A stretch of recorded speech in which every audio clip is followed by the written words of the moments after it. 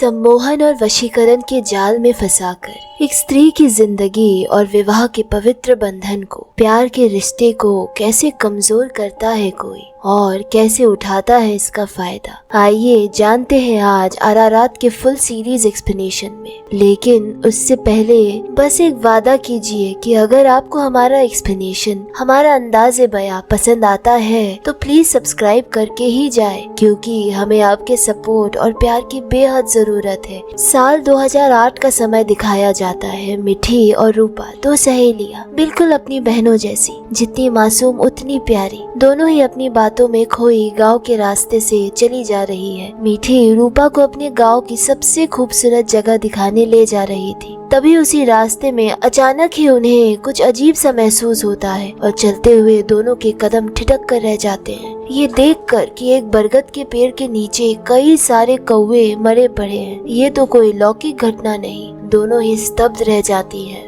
अब आगे क्या हुआ ये तो नहीं पता, पर सीन उस भयानक दृश्य से शिफ्ट होता है। सीन प्रेजेंट में 2024 की एक रात का दिखाया जाता है, जब रूपा अपने घर आती है बाहर से और घर में नाराज रिफत, उसका पति, इंतजार कर रहा होता है। गुस्से में ड्रिंक करते हुए दोनों कॉलेज के दिनों से ही एक दूसरे से प्यार करते थे, पर अब शादी के सालों बाद उनके रिश्ते में प्यार की मिठास जैसे बची ही न थी। रिफत उससे पूछता है, इतनी रात 1 बजे तक कहाँ थी, कहाँ से आ रही हो? तभी रूपा की नजर पिंजरे पे जाती है जिसमें उसके पेट बर्ड्स थे। रूपा पूछती है, तुमने मेरे बर्ड्स का क्या किया, कहाँ है वो? रिफत दुखी और सरकाज़म के टोन में कहता है, जिस घर में लव ही नहीं वहाँ लव बर्ड्स का क्या काम, इसलिए मैंने उड़ा दिया। इससे दोनों के बीच बहुत सीरियस झगड़ा शुरू हो जाता और इसी आपाधापी में रिफत हाथ की वाइन ग्लास को जमीन पर पटक देता है और कांच का एक टुकड़ा सीधे रूपा के गाल में जा लगता है और रूपा के गाल से खून निकलता है। इस पे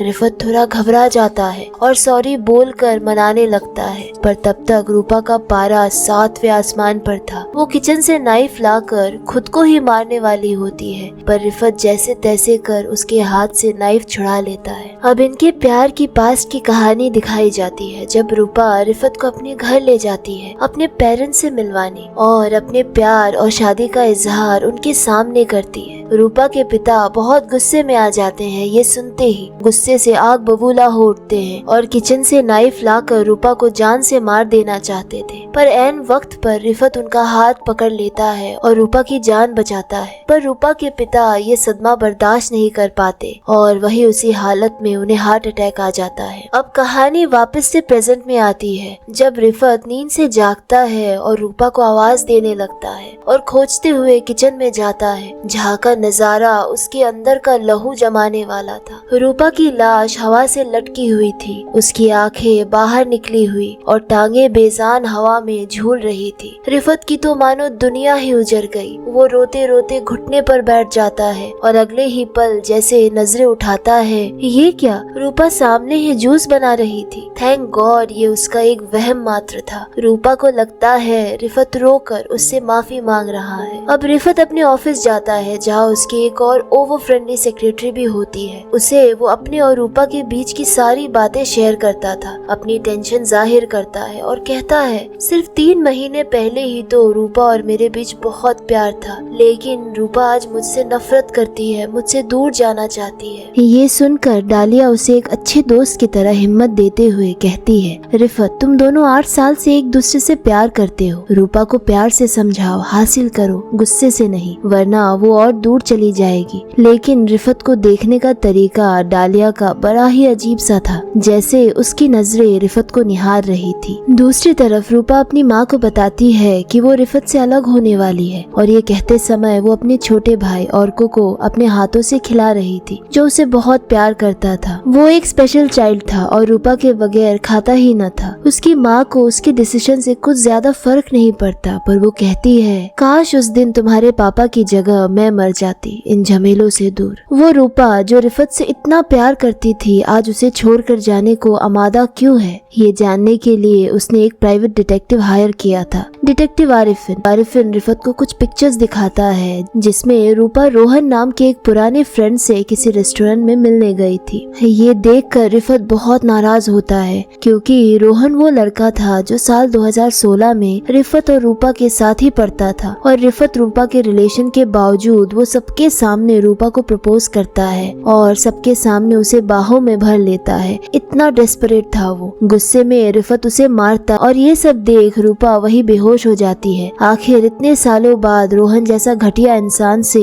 रूपा को मिलने की क्या जरूरत, ये गुत्थी रिफत को खाए जा रही थी। तो क्या इस कमजर्फ के लिए रूपा मुझे छोड़ जाना चाहती है? अगले सीन में रिफत रोहन से मिलता है और कन्फ्रंट करता है, पर रोहन उसे भरोसा दिलाते हुए कहता है कि उसका और रूपा के बीच कोई रिलेशन नहीं है, बल्कि वो एक रियल्टर है और रूपा ने उसके पास से एक फ्लैट खरीदा है, इसके अलावा कुछ भी नहीं। ये सुनकर रिफत और परेशान हो जाता है कि रूपा ने उसे छुपाकर एक फ्लैट खरीदा है, यानी वो सच में पूरी तरह अलग हो जाना चाहती है। उसे असमंजस में देखकर रोहन हंसता है, उपहास करता है और रिफत भी हंस पड़ता है, पर उसकी हंसी के भीतर छिपी चीख और छुपे आंसू साफ दिख रहे थे। जब रोहन मजाक करते हुए कहता है कि लगता है अब तो मेरा चांस बन गया। अब सीन शिफ्ट होता है और दिखाया जाता है आजमा को, बहुत ही सुलझी हुई औरत जो एक कंटेंट क्रिएटर है, मिस्टीरियस स्टोरी सुनाती है। आरारत नामक पहाड़ी का किस्सा बता रही थी आज, जो कि अपने सुपरनैचुरल एक्टिविटीज के लिए कुख्यात है। तभी डोरबेल रिंग होता है और डिटेक्टिव आरिफिन जो कि आसमा का पति है वो आया था। वीडियो बनाने से पहले आसमा ने कई बार उसे कॉल किया था, पर आरिफिन तो बिजी था। वो अपने केस के बारे में सारी डिटेल्स बताता है, रिफत और रूपा के केस की। अगली सुबह रूपा ब्रेकफास्ट टेबल पे अकेले ही हंस रही थी और ब्रेकफास्ट कर रही होती है। रिफत रूपा के पास आता है, उसे गुड मॉर्निंग कहता है और कहता है कि मैं नए लव बर्ड्स तुम्हारे लिए ले आया हूँ, पुरानी बातें भूल जाओ। तो रूपा कहती है जब घर में प्यार ही नहीं रहा तो लव बर्ड्स का क्या काम, तुम एक काम करो उनको उड़ा दो। ये सुनकर रिफत गुस्सा हो जाता है और कहता है मैं तुमसे अच्छे से ही तो बात कर रहा हूँ और तुम झगड़ा, मुझे पता है तुम ऐसे क्यों बिहेव कर रही हो। सच में बताओ कौन है वो जिसके साथ तुम्हारा अफेयर चल रहा है। इससे रूपा और भड़क जाती है, कहती है हाँ चल रहा है मेरा चक्कर, इसलिए कि तुम्हारा प्यार अब मेरे लिए काफी नहीं पड़ता। और इससे सीरियस वाला झगड़ा शुरू हो जाता है। गुस्से में रूपा रिफत को कमरे में बंद करके खुद बाहर चली जाती है। अब रिफत के पास कोई और चारा न देखकर वो डालिया को फोन कर बुलाता है, जो आकर घर खोलती है। दूसरी तरफ रूपा का भाई और को घर में पढ़ाई करते हुए मेज पर रखी चाकू से अपना हाथ काट लेता है। लकीली घर में माँ और काम वाली बाई मौजूद थे जो उसे बचा लेते हैं। वही रूपा रात में नाइट क्लब आकर पीकर डांस करती है जैसे कि वो एक धुनकी में हो, एक ट्रांस में हो। तभी एक बंदा सामने से उसे अप्रोच करता है। रूपा उसे रोकते हुए कहती है कि मेरे पास आने की कोशिश मत करो, अगर मेरे बॉयफ्रेंड ने देखा तो तुम्हें जान से मार देगा। और अगली सीन में रूपा रोहन के फ्लैट में थी। तो क्या सच में ही रोहन और रूपा का अफेयर चल रहा था? दोनों एक दूसरे को देख रहे, पर रूपा की आंखों में जैसे हिंसा थी। फ्लैट के बाहर ही रिफत भी छिपा हुआ था जो रूपा को फॉलो करते वहां आया था। रूपा अब फ्लैट से बाहर आती है। रिफत गुस्से में भरा चल पड़ता है रोहन को सजा देने, उसे सबक सिखाने। पर जैसे ही वो लिफ्ट का दरवाजा खोलता है उसमें रोहन की लाश थी जिसे एक भयानक मौत दी गई थी, खून के छींटे लिफ्ट के दीवारों पर बिखरे हुए। अब पुलिस स्टेशन का सीन दिखाया जाता है जहाँ पर रिफत था। रिफत ने डिटेक्टिव आरिफिन को बुलाया था। यहाँ हमें पता चलता है कि आरिफिन पहले एक सीआईडी ऑफिसर था। वो कुछ फॉर्मेलिटी कर उसे छुड़वाता है और फिर उससे पूछता है कि तुमने वाकई में रोहन को मारा है, और इस पे रिफत साफ इनकार करता है। रोहन की मौत से वो खुश जरूर है पर उसने कत्ल नहीं किया, जब वो पहुंचा तो कत्ल हो चुका था। आरिफिन कहता है कि मेरी थियोरी और तुम्हारा शक गलत है, रूपा का अफेयर तो जरूर चल रहा है पर रोहन से नहीं, कोई और है वो, और इसका पता वो जरूर लगाएगा। उधर रूपा अपने माँ के घर पर आती है। औरकों को देखने उसने अपनी कलाई जो काटी थी। रूपा गुस्से में यहाँ तक कहती है कि वो औरकों को अपने पास अपने नए फ्लैट में ही रखेगी। ये सुनकर रूपा की माँ को तो शौक सा लग जाता है। वो पूछती है कि क्या तुम रिफत के अलावा किसी और से संबंध रख रही हो, पर रूपा के पास इस बात का कोई जवाब नहीं होता। अगले दिन रूपा जो एक वुमेन अपैरल ब्रांड चलाती है, उसके सक्सेस के लिए उसका इंटरव्यू लिया जा रहा था। एक फेमस और डैशिंग एंकर उसका इंटरव्यू ले रहा था। अचानक ही रूपा टीवी के एंकर से फ्लर्ट करने लगती है, पर ये तो बस रिफत का ओवर इमेजिनेशन था जो वो इंटरव्यू देख रहा था। कहीं ये तो रूपा का बॉयफ्रेंड नहीं, ये ख्याल चल रहा था रिफत के जहन में। दूसरी तरफ इंटरव्यू के बाद डिटेक्टिव आरिफिन रूपा का पीछा कर रहा होता है। रूपा ने आज किसी होटल में 705 नंबर का रूम बुक किया है और आरिफिन ने 704 में। वो चुपके से दीवारों से कान लगाकर रूपा के कमरे से आ रही हंसी ठिठोली और मोर्निंग की आवाज सुन रहा था।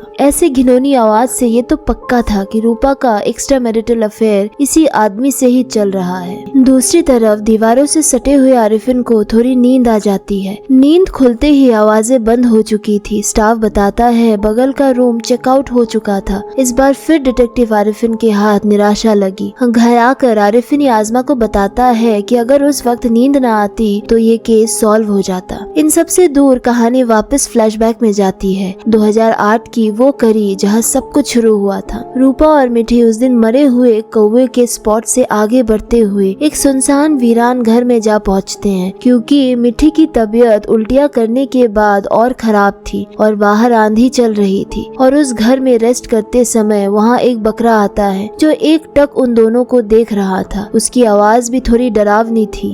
दोनों किशोरियों की रूह कांप जाती है। प्रेजेंट में दूसरी तरफ रिफत उस इंटरव्यू को देखने के बाद और परेशान था। उसके इमेजिनेशन में रूपा और उसके अननोन बॉयफ्रेंड को लेकर कई रियर्ड कहानियां बन रही थी कि कैसे वो मेरी रूपा को छूता होगा या दोनों कैसे प्यार करते होंगे। ये सोचकर टेंशन में रिफत की आंखों से खून निकलने लगता है। उसकी आंखों में किसी तरह का इन्फेक्शन लगा होता है। रूपा के घर आने पर रिफत उसे कन्फ्रंट करता है। सारी रात तुम कहाँ थी? औरकों की तबीयत खराब थी। माँ ने कितनी बार कॉल किया, किसके साथ थी तुम? पूछता है कि क्या कमी रह गई मेरे प्यार में। पर रूपा बस एक ही रट लगाई बैठी थी, मैं सिर्फ उससे ही प्यार करती हूँ, मुझे सिर्फ वही चाहिए। बदले में वो पूछता है कौन है वो, उसका मैं खून कर दूंगा। रूपा उसे एक थप्पड़ जड़ती है। बदले में रिफत भी उसे कई थप्पड़ जड़ता है और रूपा के मुंह से खून आने लगता है। अब रूपा की टोन भी चेंज हो जाती है। वो कहती है आज से 4 महीने पहले तुम और डालिया गए थे मलेशिया बिजनेस ट्रिप पर, क्यों? वहाँ तो एक बारिश की रात तुम दोनों पूरे वक्त एक दूसरे के बाहों में खोए रहे, एंजॉय किए, वो क्या था?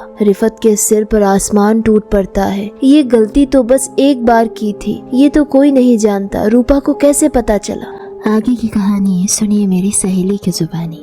ऑफिस में आकर रिफत सेक्रेटरी डालिया को बहुत डांटता है। तुमने ये सीक्रेट रूपा को क्यों बताया? मैं तुम्हें प्यार नहीं करता, मैं सिर्फ अपनी रूपा से प्यार करता हूँ। उस रात जो मलेशिया में हुआ वो बस एक गलती थी। कहती है मैंने रूपा को कुछ नहीं बताया, मैं उससे मिली भी नहीं। पर रिफत को उसकी बातों पर बिल्कुल भी यकीन नहीं होता। चाहे डालिया उससे कितना भी कन्विंस करने की कोशिश करे और उसे जॉब से भी निकाल देता है। आंखों में आंसू लिए डालिया वहाँ से निकल जाती है। अगले दिन सुबह रूपा की माँ औरकों का मन बहलाने को फैमिली एल्बम दिखा रही थी। रूपा की तस्वीर देख कहती है ये देखो तुम्हारी रूपा दीदी। और को कहता है रूपा दीदी नहीं माँ, वो मेरी माँ है, मैं सब जानता हूँ। और ये सुनकर रूपा की माँ के चेहरे की परेशानी साफ झलकने लगती है। अब पास्ट की एक घटना दिखाई जाती है साल 2009 की, जब रूपा प्रसव वेदना से कर्रा रही थी। घर वालों के बार बार पूछने और अत्याचार के बावजूद रूपा का एक ही जवाब था, उसे नहीं पता ये बच्चा उसकी कोख में कहाँ से आया। उसका किसी से भी ना तो शारीरिक संबंध है और ना ही प्रेम। उसके पेरेंट्स रूपा को शहर से दूर ले आए और इस बच्चे को जन्म दिलवाया और आर्को को दुनिया की नजर में अपना बेटा बताकर पाला। फिर 2024 का टाइम दिखाया जाता है, जहाँ आरिफिन और आसमा एक रेस्टोरेंट में बैठकर कॉफी पी रहे थे। थोड़ी देर में पास के टेबल पर ही डालिया बैठी थी। रूपा के इंतजार में रूपा और डालिया के बीच हाथापाई शुरू हो जाती है, जबकि डालिया ने सिर्फ उसे यही पूछने बुलाया था कि मलेशिया की बात उसे किसने बताई, वहाँ के स्टाफ कैसे करके इनका झगड़ा रोकते हैं। अब रूपा को उस रेस्टोरेंट से बाहर निकल चलते दिखाया जाता है जिसका पीछा आरिफिन कर रहा था। तभी रूपा को माँ का फोन आता है पूछने के लिए कि आखिरकार इतना बड़ा सीक्रेट आर्को को कैसे पता चला। रूपा कोई जवाब नहीं देती। घर पहुँचने पर रिफत की आंखों से खून निकलता देख रूपा का रवैया थोड़ा नरम पड़ जाता है। वो रिफत से प्यार से बात करती है, आई ड्रॉप्स डालती है। ऐसा लगता है शायद इनकी जिंदगी वापस नॉर्मल हो जाएगी। वहीं दूसरी तरफ डालिया की गाड़ी का एक्सीडेंट हो चुका था और गाड़ी में डालिया की लाश थी, वो भी पूरी तरह निर्वस्त। अब डालिया की लाश के सामने आरिफिन और रिफत खड़े थे मॉर्चरी में। आरिफिन से रिफत पूछता है कि डालिया को इतनी बेरहमी से किसने मारा, क्या रूपा ने? आरिफिन इस पर इनकार करते हुए कहता है कि उसकी थ्योरी के हिसाब से ये काम रूपा ने नहीं किया होगा, क्योंकि एक औरत दूसरी औरत को मार जरूर सकती है पर नेकेड डेड बॉडी नहीं छोड़ेगी। ये काम किसी साइको मेंटेलिटी के इंसान का है जो शायद रूपा का बॉयफ्रेंड हो। रूपा आर्को के पास आकर पूछती है कि तुम्हें ये सच्चाई किसने बताई कि मैं तुम्हारी माँ हूँ। आर्को सबको जवाब दिए बगैर वहाँ से भाग जाता है और किसी से बात नहीं करता। यह देख रूपा ठान लेती है कि वो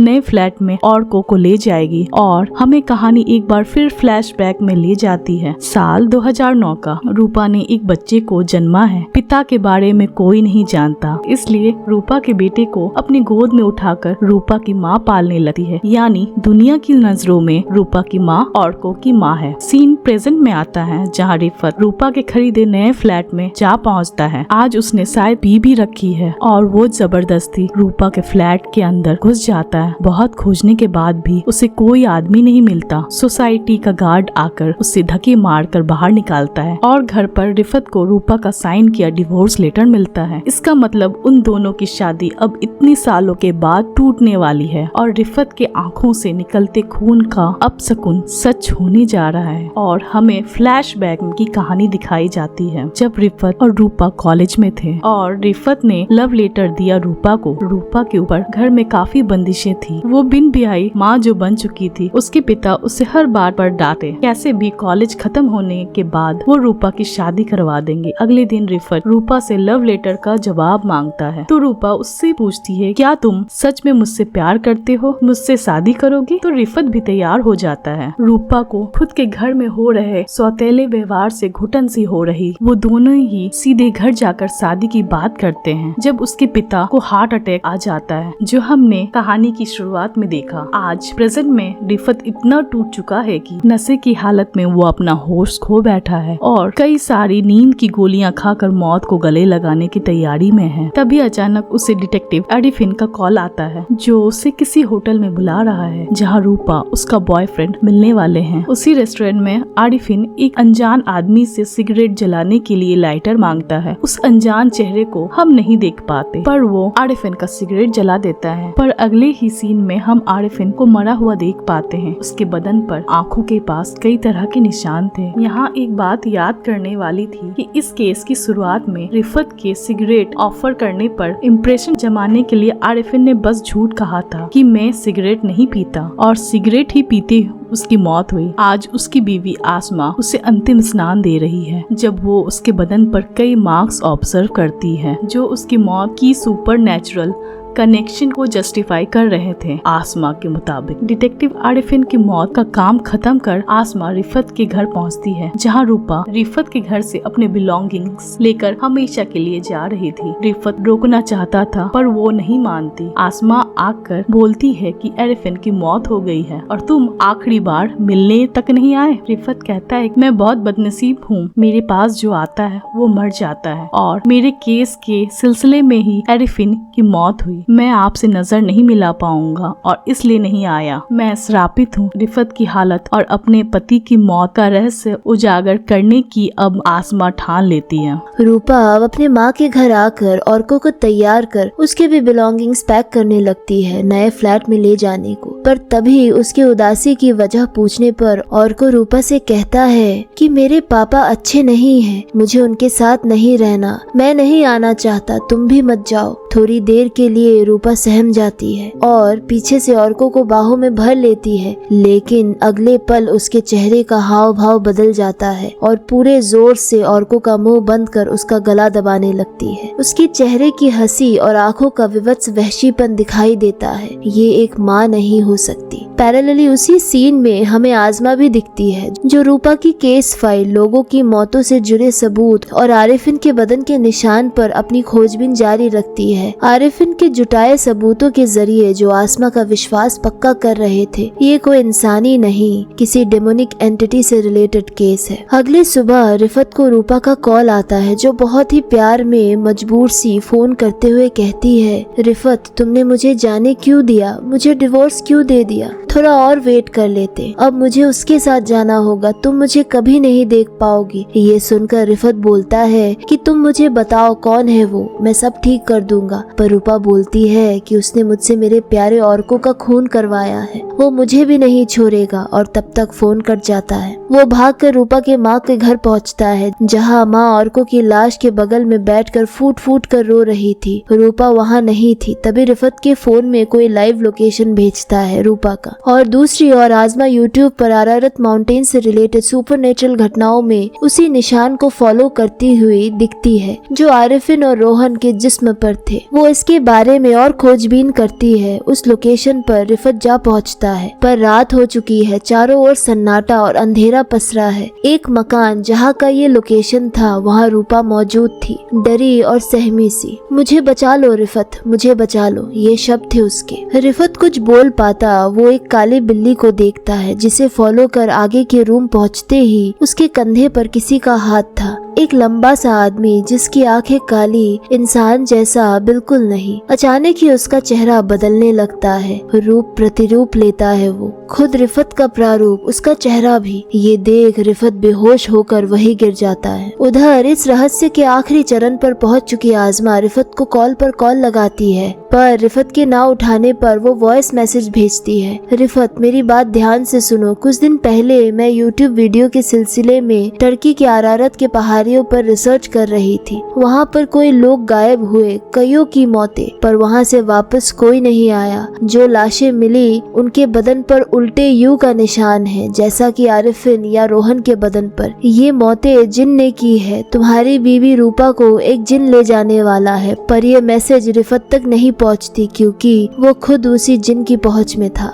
जिन अब पूरी कहानी अपने मुंह से ही बताता है कि जब पहली बार भोली भाली किशोरी रूपा को मैंने देखा, उसे पाने की लालसा हुई, और इसलिए उस दिन जब रूपा यहाँ आई थी, मैंने उसे अपनी शक्तियों से अपने वश में कर लिया। उसका आलिंगन किया ताकि वो मेरे बच्चे की माँ बने और किसी और की ना हो। लेकिन कुछ अच्छे जिन्नातों ने मुझे पनिशमेंट के तौर पर कैद करवाया। जब मैं वहाँ बुरे जिन्नातों के साथ मिला तो मुझे असीम शक्तियाँ मिली। उस कैद से किसी तरह निकलते मेरी रूपा का विवाह तुमसे हो गया था। मैं कुछ नहीं कर पाया, ये एक पवित्र बंधन था। फिर एक रात मलेशिया में रिफत ने पराई स्त्री के साथ एक भूल की, और मुझे मिला उस पवित्र बंधन को तोड़ने का रास्ता, क्योंकि अब वो अपवित्र था। इसके बाद मैंने मेरी रूपा को अपने नियंत्रण में कर लिया, और बीच में जो भी आया उसकी मौत हुई। तुझे नहीं मार पाया क्योंकि तू उसका विवाहित पति था, पर अब जब डिवोर्स हो चुका है तो तुझे मरना होगा। जब इंसान अपने पथ से भटकता है तब जिन्नातों के सरदार हमारे आका इब्लिश खुश होते हैं, क्योंकि तभी तो जिन तुम्हें मार सकते हैं। अब विवाह का पवित्र बंधन खत्म। अब रूपा सिर्फ मेरी है, और रूपा को कसकर अपनी बाहों में भरता है, और रूपा भी जैसे उसके ही वश में थी। मैं औरको और रूपा को अपने साथ लाना चाहता था अपने पास, पर औरको समझ चुका था कि मैं बुरा जिन हूँ। वो मेरे रास्ते से रूपा को भटका रहा था, और इसलिए मैंने उसे इन्हीं हाथों से मार डाला। रोहन, डालिया और आरिफिन ये मेरे ही शिकार थे। एक दिन इस जिन ने सर्प वेश में रिफत को मारने की कोशिश की, लेकिन विवाह के बंधन में होने की वजह से नहीं मार पाया। वो ये सब कहते हुए रिफत का हाथ रूपा से ही कटवा कर उसका खून अपने चेहरे पर मलता है और कहता जाता है, अब विवाह का पवित्र बंधन खत्म, अब रूपा सिर्फ मेरी है। और रूपा को कसकर अपनी बाहों में भरता है, और रूपा भी जैसे उसके ही वश में थी। रूपा को लेकर अपनी दुनिया में चला जाता है, और बैकग्राउंड से हमें कहानी का सार सुनाया जाता है। इस संसार की शुरुआत से ही जिन इंसानों को उनके रिश्तों को भटकाने की कोशिश करते आए हैं, लेकिन जब तक इंसान अपने उसूलों पे सच्चाई की राह पर कायम है, उनका कोई भी कुछ नहीं बिगाड़ सकता। लेकिन राह भटकने पर एक कहानी शुरू हो जाती है सर्वनाश की। दोस्तों, उम्मीद है कि आपको कहानी पसंद आई है, क्यों है ना? तो फटाफट से हमारे चैनल को सब्सक्राइब कर हमें सपोर्ट करें और हो सके तो एक छोटा सा लाइक और कमेंट भी। Thank you so much for watching.